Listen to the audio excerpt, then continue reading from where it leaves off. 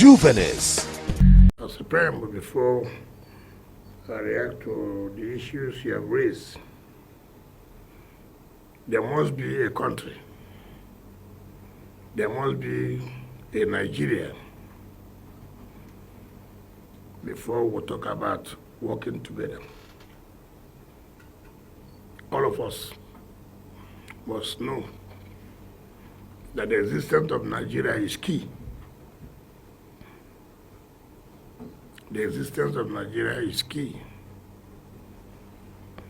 I'm here as the FCT minister not to look at any ethnic group, not to look at any religious body, not to look at those who say they don't even believe in God. My interest is for the interests of Nigeria, the unity of Nigeria, and the development of FCT. And so I will not be intimidated by anybody, by any group, be it ethnic, be it religion.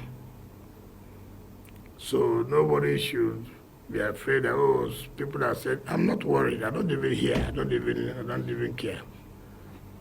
I don't. What I'm interested in, what I'm doing, my conscience, is it clear? What I'm doing, is it for the interest of Nigeria? And if what I'm doing, the man who appointed me is happy, I go ahead and do my work. There's no way you can be in governance that people will not criticize you. There's no way you be in governance that you will not step on toes. So nobody should be afraid that if you don't want to be abused, don't be a politician. You don't want people to carry rumors against you, don't be a politician. Even the religious leaders, they carry rumors against them. They carry propaganda against them. Then you see me, politician. Part of the job is for me to receive all kinds of insults. And you go home and sleep very well when your conscience is clear.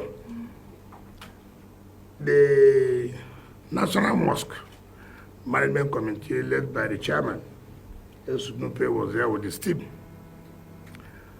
And most of the issues you have raised are the issues he has also raised. The former president, Olusegun Obasanjo, did say that the National Mosque is a national asset. So he said about the community center. So it's a national asset. And that is why the government can award contract for the maintenance of those two assets. If not so, we have no business to go and use government funds to go and maintain religious centers. So what we are doing, because it has been accepted as national assets. Not only that, I hear there's a yearly grant of 50 million to the mosque, the national management of the convents and the Christian Association Center. In fact, I saw the one of the, which I'm minister to you now, to pay to them, because I've not seen their own. It was also the same day that they came, and that was the first time I heard about contracts awarded for the maintenance of these two structures. Before then, nobody had told me. And also, the road that cuts their land at the southern part, they were waiting for the relocation, or they give it another allocation, since that plus 63, since the road had cut the land. It was there I directed the executive secretary of the FCDA to go and bring me the file. Luckily, I've treated the file and I approved for reallocation of the land. But after that meeting, I heard on social media that I directed the national mosque to be brought now. That is the country we are in. I hope to today, if I direct again, now so to me, you will say that I directed that the economic center should be brought down. Let me advise all of us. You say you're not politicians, but be careful about politicians. Be careful of politicians who are so desperate to get power. Be careful of politicians who can do anything just because of power. It's not everything you read in social media that is correct. Try and ask questions. I'm seated here as the Minister of FCT. If there's anything you think, you hear that the FCT is trying to do not hesitate. Just like you wrote for this courtesy call, do not hesitate to also say, look, this is what we're hearing. Is it correct? So we'll be able to defend the government and defend ourselves.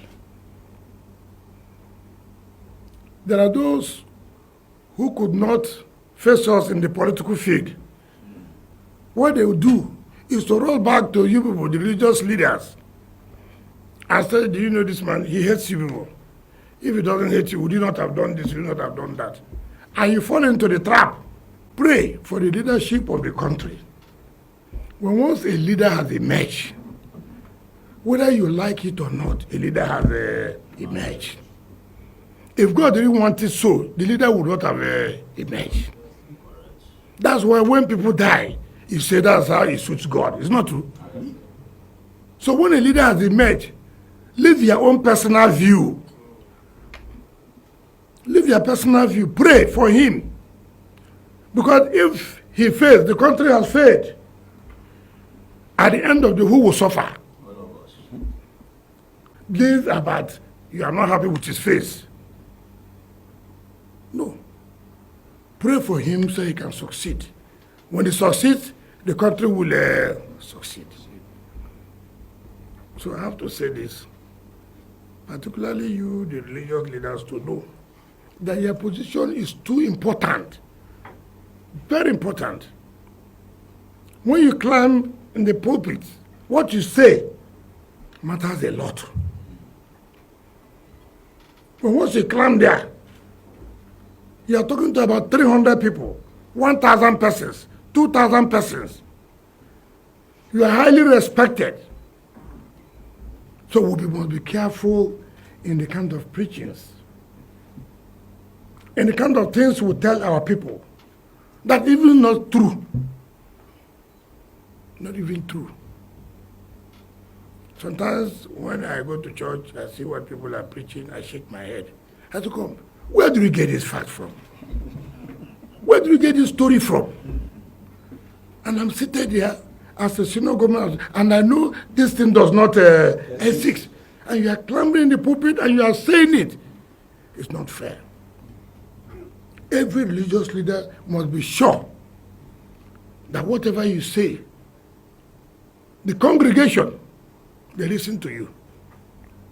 And if they don't believe you, whom would they believe? Let us not, out of sentiment, out of the person you supported did not win. Everybody must not win. God, all those who contest election are children of God. They are children of God. God will choose one. Yes. God has chosen a president for Nigeria. Let us pray for him to succeed. Let's leave who he voted for, who he did not vote. All those ballot papers have been torn, shredded. And the government must survive. Oh, you're done already. I'm sure you liked it. Please leave your comments, like, and share this video. More importantly, please click on the thanks button so that you can support Juvenis TV to enable us create more content like you. We appreciate you. Thanks for watching. It's just, it's unique, it's versatile, it envisions, it's newsy, it inspires, it suits, it's Juvenis. A dual glossy magazine with educative and entertaining columns that report contemporary issues, events, tells about individuals who can inspire positively, showcases latest trends in fashion, circulates all around Nigeria, Ghana, South Africa, London, and USA. Juvenis is published bi-monthly by Peanuts Communications Limited. For enquiries, event coverage or advert placement, call 0803 360 8271, 0805 787 1199. Juvenis Magazine, inspiring the young at heart.